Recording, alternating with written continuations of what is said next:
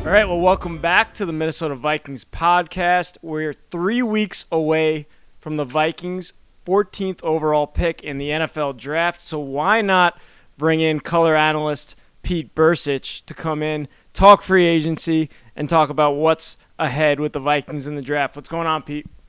Oh, not much. Just getting ready for the end of the end of April, like everybody else, and it's the time of year where we all get to play GM, right? Let's face it, that's what we love to do, And you research the players, and what's amazing to me is trying to find information. You have to pay for it, and I'm thinking to myself, who pays for this information? I mean, really, who does? Who wants to know? Who's willing to pay money to find out who the second best offensive guard is in this draft? Tell me that. Answer me that. I think just about everybody's paying for Todd McShay's or Mel Kiper's mock drafts at this point. I mean, it's unbelievable. I know it's unbelievable, and I think right before COVID hit, we saw this thing just explode. With the moving of it from city, it almost became as big as the playoffs. I really do. I think that people just absolutely love the draft. The dollars speak that way. I mean, I know it's going to be a little different, I think, this year, but hopefully it'll get back to normal soon, because it's a fun night. It wasn't as a player, but right now at this time in the stage of my career, it's a great night. I hear that, and I know you've been doing a ton of film work on a lot of the draft picks heading into this draft. We'll get into that a little bit later, but first I want to go back and talk about this free agency period for the Vikings, and you've been doing film reviews on just about every player, and one stands out to you. We were talking before the show, the big man in the middle, Dalvin Tomlinson. I know you like what he brings to a defense, so can you tell Vikings fans what you see when you look at his film and what he brings to the middle of this Vikings defensive line?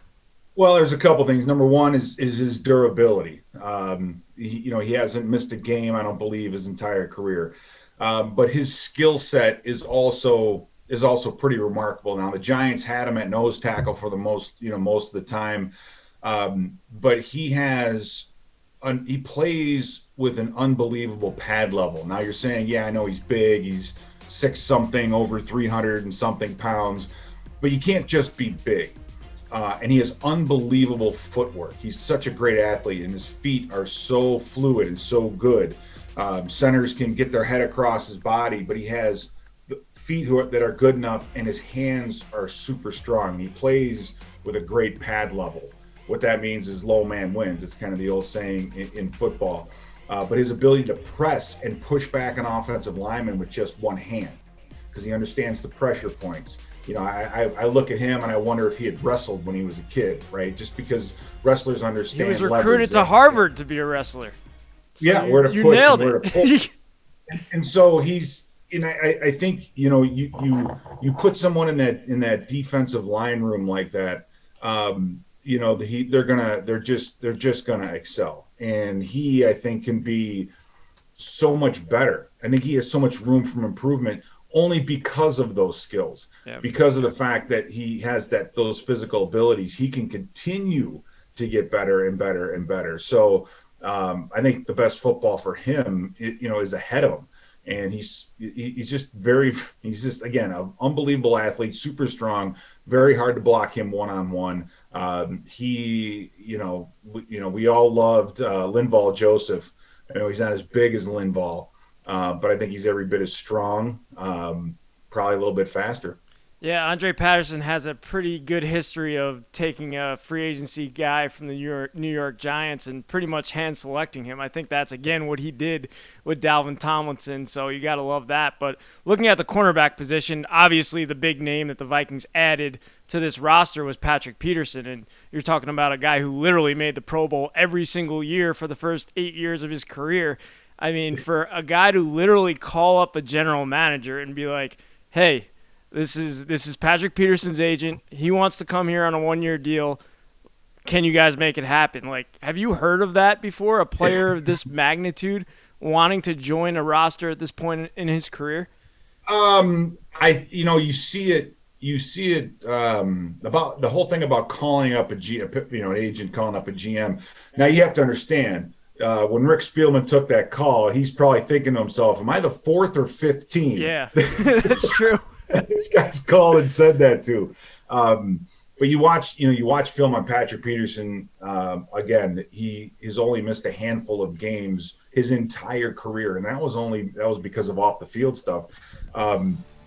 But he is a corner that week in and week out played against the opposing team's number one wide receiver, and so you wonder, does he have any gas left in the tank? Why would a you always ask yourself, why would a team let a guy like him go? Why would they let a great player go? And I think, you bring him here, it makes sense only because you have a young defensive backs room, especially the cornerback position. So you're bringing in this guy here to hopefully add another level of intelligence, add another level of work ethic, show these young guys how to watch film, what they need to do, make them accountable. And he's not going to be on the field for every snap. Right, you can rotate some guys in, keep them a little bit fresh, but he still has the tools and he still has the talent. But he's such a smart player, and that's what I love most about him on film. Was he had an interception against Cleveland, I think 2 years ago. It's a situation where he's covering the receiver and knows the route basically that they're running just by the formation and what's happening in front of him, and able to jump in and intercept the football. So that kind of intelligence and awareness too is so huge. But I think if they keep him, on the field just 80% of the time, he can play at a level that's very similar as the Cardinals had seen. I mean, he's going to be in, he's going to have his jersey retired out there. He'll be in their Ring of Honor probably because he has been that kind of an impact player. Yeah, and you have to love a guy with a chip on his shoulder that says he has some more gas left in the tank and wants to come play for Mike Zimmer. Right. And Corso, I think the one thing, those two guys that you just mentioned, that's another thing I hope they bring to this defense is a chip on their shoulder, a little nastiness, that group had a rough year last year. So anybody that comes back, they need to just forget completely about how they went about their, the game day and how they acted. They have to, take this thing to the next level. I think Tomlinson and hopefully Patrick Peterson have that attitude. Yeah, they need to watch the film of Alvin Kamara running up and down the field in that Metrodome game and say, that's not a Mike Zimmer defense. And I think that's what happened here in free agency. So a few more players. The last players in free agency I want to touch on is Nick Vigil, who's a linebacker. That's your position. I want to hear what you've seen from him. And then also the safety, Xavier Woods, from the Dallas Cowboys that was signed. He's a very interesting player, as you were saying before the show. So tell us what those two guys bring to the defense. Nick Vigil is an extremely athletic linebacker. He's fast enough to cover running backs out of the backfield. I think as a coverage guy, a nickel player, he brings everything that you want. So if Anthony Barr or Kendricks, something were to happen to them and they couldn't play on third down, I think Nick Vigil can step up and play that position very, very well. As a base linebacker, he'll probably be a Sam. He doesn't bring the big size and the huge physicality I think that position has in the past, but the game is changing. But very, very good in coverage, and he's very, very good in zone coverage as well. He understands what's going on around him and where he needs to fit. And in the film room segment with Nick Vigil, we show instances where he's widening his zone when the receiver in front of him is going to the flat. He understands that they're trying to bring a dig in behind him, and those are the kinds of things that you heard Zimmer say that about that linebacker position in the past, that we got some guys that just don't have the awareness that you need. Well, Vigil has this. So to be the starting Sam linebacker and to be a guy that can jump in on third down, I think he's gonna fill that void just absolutely perfectly. Now Xavier Woods, watching film on him, he's a 6th round pick. He reminds me, and I almost don't want to say it, but I will. But he's kind of a poor man's Harrison Smith. And what do I mean by that? Wow. Well, he's a good versatile safety. he can do all those things. And you think about the position of safety, it's kind of like the position of tight end, where you got to be a receiver and an offensive lineman, play both sides. You have to do a lot of different things. It takes a while to learn. Yep. Xavier Woods does all of that. He plays in the box. He can play in the box. He's a good tackler. He's disciplined in his zone drops. He can play the deep middle. He can play the deep half. He can play quarters. He can blitz. So he's very versatile. And I think in that other safety position, we've been missing a little bit of that. So that's the versatility our defense will have, is you have two safeties now that can really do everything that you ask them. Because a lot of times, if a team has a safety that doesn't blitz and you bring him down on the line of scrimmage, the quarterback goes, okay, he's dropping back. It's come, the blitz is coming from this direction, so they figured that stuff out. But with Woods and Harrison Smith together, I really think you have two safeties, that can do everything you ask them. And it's going to give, from a game planning standpoint, the defensive coaching staff a lot of flexibility in being able to be creative with that position. Yeah, very interesting that you bring that up with Xavier Woods, because clearly Mike Zimmer is looking for that sort of characteristic from that other safety position. We know Anthony Harris made all the big plays in the world, but maybe he wants someone who's really going to be able to do multiple things rather than have all those interceptions and lead the league in that category.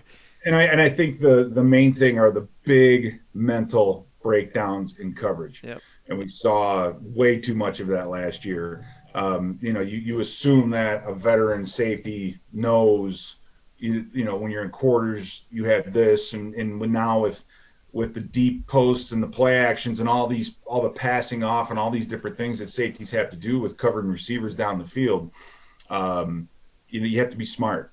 And you can't afford to mess up, because if one guy messes up, a linebacker, that was the beauty of playing linebacker. If you mess up, they move the chains. If you're a safety and you mess up, no one behind you. Right? So, it's a little bit more critical that those guys back there do not make mistakes. Absolutely. Well, you said everyone's a GM this time of year. I'm going to make Pete Bercich the GM of the Minnesota Vikings at this spot, number 14 overall. You're on the clock. What position are you going with?